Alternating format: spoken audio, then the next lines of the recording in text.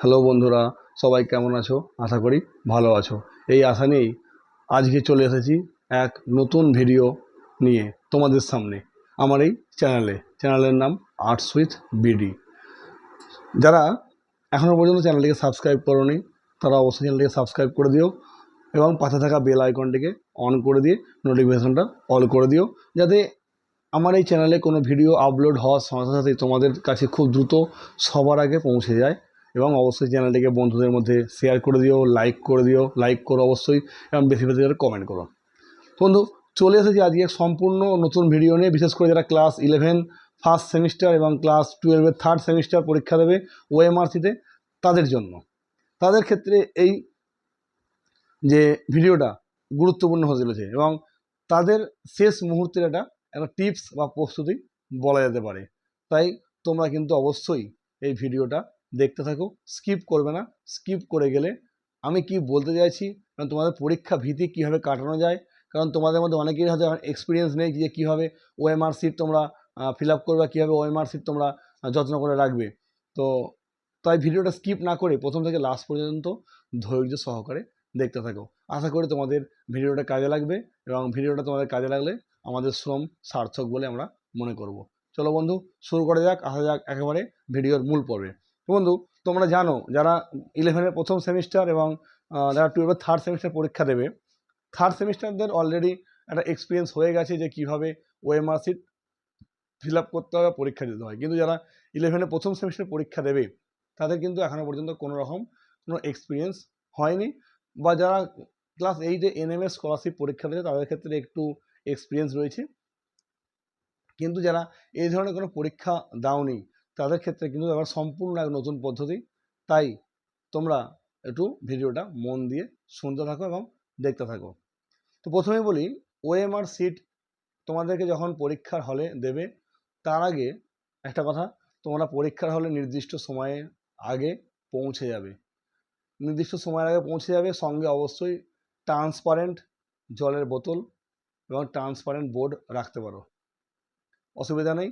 কিন্তু বোর্ডে যেন কোনোভাবেই কোনো কিছু লেখা না থাকে, আর বোতলে কিন্তু যেন কোনোভাবেই কোনো স্টিকার বা এই ধরনের কিছু না থাকে। অবশ্যই ট্রান্সপারেন্ট হওয়া চাই এবং সেই দুটোকে সাথে নিয়ে তোমরা যেতে পারো, অসুবিধা নেই। সেই সঙ্গে পরীক্ষার আগের দিনকে তোমরা কিন্তু তোমাদের নিজেদের যে রেজিস্ট্রেশন 11-এর রয়েছে, যারা 11-এ ফার্স্ট সেমিস্টার পরীক্ষা দেবে তারা অবশ্যই রেজিস্ট্রেশনটা সঙ্গে নিয়ে নেবে। আর যারা 12-এর থার্ড সেমিস্টার পরীক্ষা দেবে তারা অবশ্যই মনে করে রেজিস্ট্রেশন এবং অ্যাডমিট কার্ড এই দুটো কিন্তু আগের দিনকে গুছিয়ে রাখবে। দুটোই কিন্তু পরীক্ষার হলে লাগবে। কেউ যেন ভেবো না যে আমি অ্যাডমিটটা নিয়ে যাচ্ছি, রেজিস্ট্রেশন নিয়ে যেতে হবে না, তা কিন্তু নয়। দুটোই লাগবে, দুটোকে নিয়ে সঙ্গে যেতে হবে আর যথাসময়ে পরীক্ষা হলে উপস্থিত হতে হবে।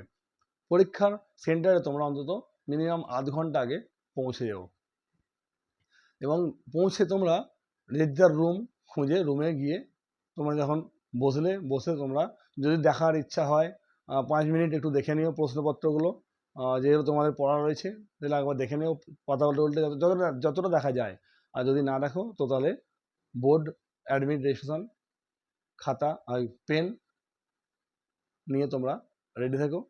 যিনি মানে গার্ড অর্থাৎ ইনভিজিলেটর যাকে বলা হয়, যিনি পরীক্ষা হলে আসবেন ওএমআর সিট আর প্রশ্নপত্র নিয়ে, ওএমআর সিট পাওয়ার পরেই কিন্তু তোমরা তাড়াহুড়ো করবে না। দেখবে ওএমআর সিট যেন কোনোভাবেই ভাঁজ না খায়। ওএমআর সিট ভাঁজ খেলে চলবে না, খুব যত্ন করে ওএমআর সিট রাখবে এবং দেখবে যাতে যখন তোমার জলের বোতলটা নিয়ে বসছো সেইভাবে কোনোভাবেই যেন ওখানে কোনো জল না পড়ে। ওএমআর সিটে একবার জল পড়ে গেলে কিন্তু ওএমআর সিট বাতিল। কোনো রকম হোয়াইটনার ইউজ করবে না, হোয়াইটনার ওএমআর সিটে গ্রাহ্য নয় ইউজ করা, বা ওটাকে বাতিল বলে গণ্য করা হয়। কাটাকুটি করবে না অবশ্যই। সেই সঙ্গে তোমরা ওএমআর সিট যদি ফিল আপ করতে না পারো, বারে বারে যিনি ইনভিজিলেটর সাহেব থাকবেন বা স্যার থাকবেন তাকে তোমরা বারে বারে জিজ্ঞাসা করো। উনি তো তোমাদের নির্দেশ কিছু দেবেন যে এইভাবে ফিল আপ করতে হয়, তবুও তোমরা ধৈর্য সহকারে দেখে দেখে কিন্তু ফিল আপ করবে। কারণ ওএমআর সিটে একবার একটু ভুল হয়ে গেলে তাহলে কিন্তু আর ঠিক করার জায়গা থাকে না। তাই যদি তুমি বিষয়টা বুঝতে পারছো না কি বলতে চেয়েছে, কোন ঘরে কীভাবে ফিল আপ করতে হয়, একবার ইনভিজিলেটর বা যিনি গার্ড থাকবেন তাকে একবার ডেকে নিয়ে তার থেকে জিনিসটা বুঝে নিয়ে তারপর তুমি আস্তে আস্তে করতে। তাড়াহুড়ো করার কোনো প্রয়োজন নেই, ধৈর্য সহকারে তোমরা করবে। যদি তোমাদের মনে হয় যে তোমরা বাড়িতে একবার প্র্যাকটিস করে যাবে, তার জন্য তোমরা বোর্ডের যে ওয়েবসাইট রয়েছে সেই ওয়েবসাইট থেকে তোমরা ওএমআর শিট ডাউনলোড করতে পারো। ডাউনলোড করে নিয়ে প্রিন্ট আউট করে নিয়ে জেরক্স করে নাও। তাতে তোমরা বেশ কয়েকবার অভ্যাস করো। অভ্যাস করলে কি হবে, অভ্যাস করলে তোমাদের ভুলটা হওয়ার সম্ভাবনা কিন্তু অনেক কম হবে। সেই সঙ্গে বলে রাখি যে তোমরা প্রশ্নপত্র পাওয়ার পর কিন্তু সঙ্গে সঙ্গে উত্তর করতে আরম্ভ করে দেবে না। তোমাদেরকে ওএমআর শিট আগে দেওয়া হবে, যদি দেয় তাহলে তোমরা ওএমআর শিটটাকে ভালো করে ওই নামের জায়গা, রেজিস্ট্রেশনের জায়গাটা, রোল নাম্বারটা খুব ভালো করে ইয়ারটা দেখে দেখে ফিল আপ করবে। আর যদি প্রশ্নপত্র পড়ে দেয় তাহলে তোমরা প্রশ্নপত্রটা ধৈর্য সহকারে পড়বে, কি জানতে চেয়েছে বুঝবে। তারপর তোমরা প্রশ্নপত্রের মধ্যেই অপশনে ছোট্ট একটা পেন্সিলে মার্কিং করে রাখো, ছোট্ট করে, বা ডট দিয়ে রাখো, যেটা উত্তর হবে। সেই হিসাবে তোমরা ওএমআর শিটটা আস্তে আস্তে দেখে দেখে পূরণ করবে। আর যে কটা প্রশ্নের উত্তর তোমরা পারবে না, যে তোমাদের জানা নেই, তোমরা বুঝতে পারছো না যে কিভাবে তোমরা উত্তরটা করবে, যেহেতু নেগেটিভ মার্কিং নেই সেহেতু ভয়ও নেই। তাই কোনো রকম ভয় না পেয়ে তোমরা তোমাদের মনের কথাটা শুনে মন যেটা চাইছে সেই উত্তরটা তোমরা অপশনটা তোমরা গোল পাকাবে। একেবারে ভালো করে ডিপ করে কালো করে দেওয়ার কোনো প্রয়োজন নেই। এমনভাবে ওএমআর শিটের যে সার্কেলগুলো আছে বোলাবে যাতে না সেটা ছিঁড়ে না যায়। ছিঁড়ে গেলে কিন্তু খাতা আবার ক্যান্সেল। তাই চেষ্টা করবে নিজের হাতে ধৈর্য সহকারে সার্কেলগুলোকে পূরণ করতে।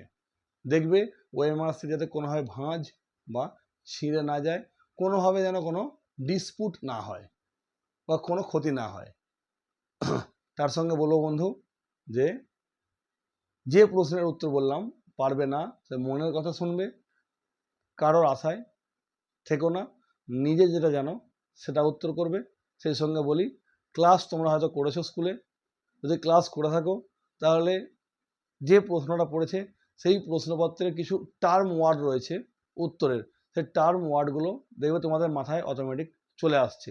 তাই যে টার্ম ওয়ার্ডটা শোনোনি সেই টার্ম ওয়ার্ডটা তোমরা উত্তর করতে পারো, বেসিক্যালি অনেকটাই ওটা ঠিক হয়ে থাকে। এটা একটা চেষ্টা করবে। আর নতুবা যাদের মনে হচ্ছে যে আমি 4টে পারিনি, 4টেই বি করে দেবো, 4টে বি করতে পারো, 4টে সি করতে পারো, 4টে ডি করতে পারো, এও করতে পারো। এই একটা বি, একটা বি, ই, এ, একটা সি, একটা ডি, এইভাবে করলে কিন্তু উত্তর ভুল হওয়ার সম্ভাবনা থেকে যায়। তাই যেটা করবে সেটা বুঝে সুঝে করবে। আর অবশ্যই দেখে নেবে যে ওএমআর শিটের মধ্যে যিনি ইনভিজিলেটর তিনি সই করেছেন কিনা, তিনি ডেট দিয়েছেন কিনা, তুমি সই করেছো কিনা, বা তুমি যে পরীক্ষা কেন্দ্রে উপস্থিত হয়েছো এই উপস্থিতির জন্য একটা কিন্তু সাইন করাতে আসে বা প্রেজেন্ট করতে আসে, সেখানেও কিন্তু অবশ্যই তোমার প্রেজেন্টটা বাধ্যতামূলকভাবে দিতে হবে। যদি তুমি প্রেজেন্ট না দাও, তুমি পরীক্ষা দাও বা খাতা সই করাতে আসে ওরা, যদি সই না করো তুমি পরীক্ষা দাও, সেক্ষেত্রে তোমাকে অ্যাবসেন্ট বলে গণ্য করা হবে।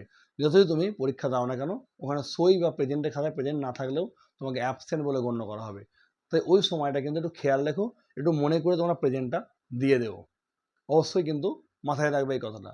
আর অবশ্যই পড়াগুলো এখনও যেটুকু সময় হাতে রয়েছে, 2 দিন 3 দিন যা রয়েছে বারে বারে উল্টে পাল্টে তোমরা দেখতে থাকো।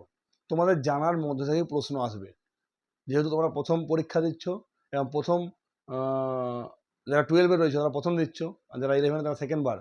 তাই তোমাদের অজানার বিষয়ের ওপর কোনো প্রশ্ন না আসার চান্সটাই বেশি। যেটুকু জানো, যেটুকু তুমি পড়েছো সেটা থেকেই উত্তর হবে। রাত জাগার কোনো প্রয়োজন নেই যে আমার পড়া হয় না সারা রাত জেগে পড়ে যাব। যেহেতু এমসিকিউ প্রশ্ন, বারে বারে দেখছো একই প্রশ্ন, বিভিন্ন প্রশ্ন বিচিত্রা, বিভিন্ন টেস্ট পেপারও বেরিয়েছে দেখেছো, সেই টেস্ট পেপার তোমরা ফলো করেছো বা টেক্সট বইয়ের অনুশীলনীগুলো করেছো, সেখান থেকে তোমরা দেখেছো যে প্রশ্নগুলো ঘুরিয়ে ফিরিয়ে একই আসছে। তাই ভয় পাওয়ার কোনো কারণই নেই, নির্ভয়ে নির্ভাবনায় তোমরা উত্তর করবে।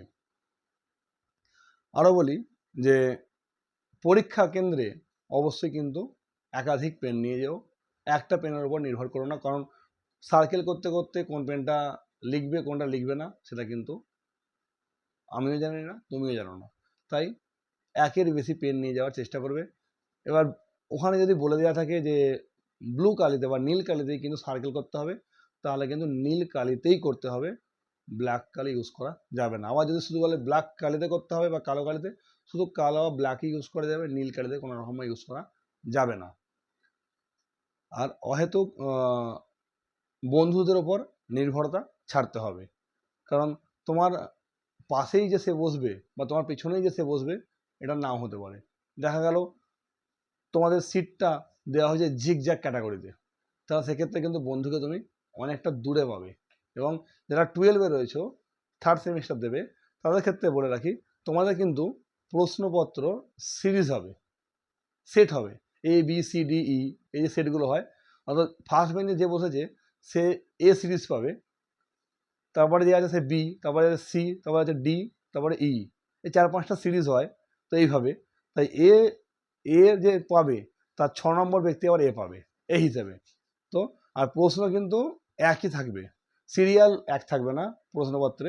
হয়তো যে এ সিরিজ পেয়েছে তার 1 নম্বরে যে প্রশ্নটা থাকবে ই সিরিজের, দেখা গেল 21 নম্বরে বা 22 নম্বরে বা 23 নম্বরে, এইভাবে সবাইয়ের প্রশ্নই এক থাকবে, শুধু এলোমেলো থাকবে। তাই অনেকেই ভেবেছো যে আমরা যারা থার্ড সেমিস্টারে আছো, ভেবেছো যে আমরা MCQ প্রশ্ন তো আমরা হল ম্যানেজমেন্ট করে নেব, বন্ধু বলে দেবে আঙুল দেখিয়ে ইশারায়, আমি হল ম্যানেজমেন্ট করে নেব। কিন্তু এই যে বললাম এলোমেলো করে দেবে, প্রশ্ন এক কিন্তু সিরিয়াল নাম্বার এলোমেলো থাকবে, এখানে কিন্তু একটু সজাগ থাকতে হবে। তাই এক্ষেত্রে উত্তর কিন্তু শুধু ইশারায় হবে না, তোমাকে কিন্তু প্রশ্নটা সবটাই বলতে হবে, তবেই কিন্তু তোমার বন্ধুর কাছে যাবে। তো শুধুমাত্র আমাকে একের দাগেরটা বলে দে, তুমি হাত দেখিয়ে দিলে আর সে দেখিয়ে দিল দুটো আঙুল, মানে বিয়েরটা উত্তর হবে, এই ভাবনা কিন্তু সম্পূর্ণ ভুলে যেতে হবে, কারণ এইভাবে পরীক্ষা সিস্টেম নেই।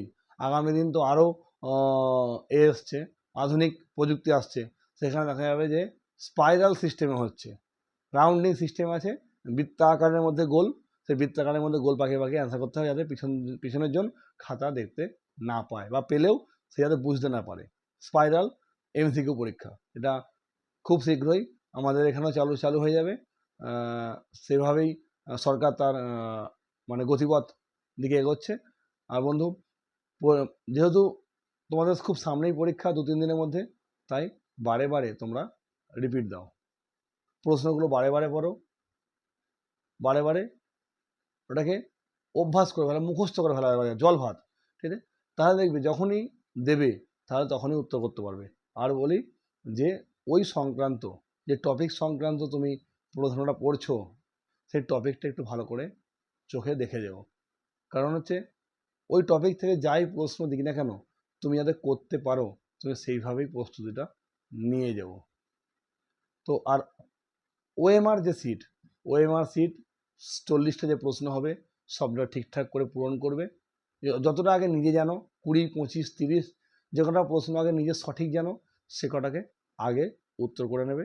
তারপর যেগুলো জানো না, যদি তোমরা ভাবো যে হল ম্যানেজমেন্ট করে হয়ে যাবে, তাহলে হল ম্যানেজমেন্ট করে নেও, আর নাহলে মনের কথা শুনতে হবে। আমি বলবো বন্ধুদের ওপর বেশি নির্ভরতা না করাই ভালো, এক্ষেত্রে কিন্তু বেশিরভাগ ক্ষেত্রেই ভুলই হয়, তবে কতিপয় কিছু ক্ষেত্রে বন্ধু খুব ভালো হলে উত্তর সে বলে দেয়। তো এই ছিল মোটামুটি চিন্তাভাবনা। আর আজকের এই ভিডিওর মূল টপিকই ছিল এটা, যে তোমরা কীভাবে OMR সিটটা যত্নে রাখবে, কীভাবে ফিল আপ করবে ধৈর্য সহকারে অবশ্যই, এবং যিনি ইনভিজিলেটার তার সাইন আছে কি না, তোমার সাইন আছে কি না একটু চেক করে নিও, সাইন না থাকলে কিন্তু বন্ধু খাতাটা ক্যান্সেল। তো এই জিনিস কটাকে তোমরা লক্ষ্য রেখো ভালো করে, এবং পরীক্ষা তোমাদের ভালো হোক এই কামনা করি। এই আশা করি যে তোমাদের পরীক্ষা যে 6টা বই বা কারো 5টা বই রয়েছে সবাইরই এক্সাম খুব ভালো হোক, এই আশা রেখেই ভিডিওটা এখানে শেষ করছি। শেষ করার আগে আবারও বলি, যারা এখনও পর্যন্ত চ্যানেলটি সাবস্ক্রাইব করোনি তারা অবশ্যই চ্যানেলটিকে সাবস্ক্রাইব করে দিও, এবং পাশে থাকা বেল আইকনটিকে অন করে দিয়ে নোটিফিকেশনটা অল করে দিও, যাতে করে তোমাদের কাছে খুব শীঘ্রই ভিডিওটা পৌঁছে যায়। এবং চ্যানেলটিকে সাবস্ক্রাইব করে দিও, বন্ধুদের মধ্যে শেয়ার করে দিও, লাইক করো, বেশি বেশি করে কমেন্ট করো। ধন্যবাদ বন্ধু, নমস্কার, সকলে খুব ভালো থাকো, পরীক্ষা ভালো হোক।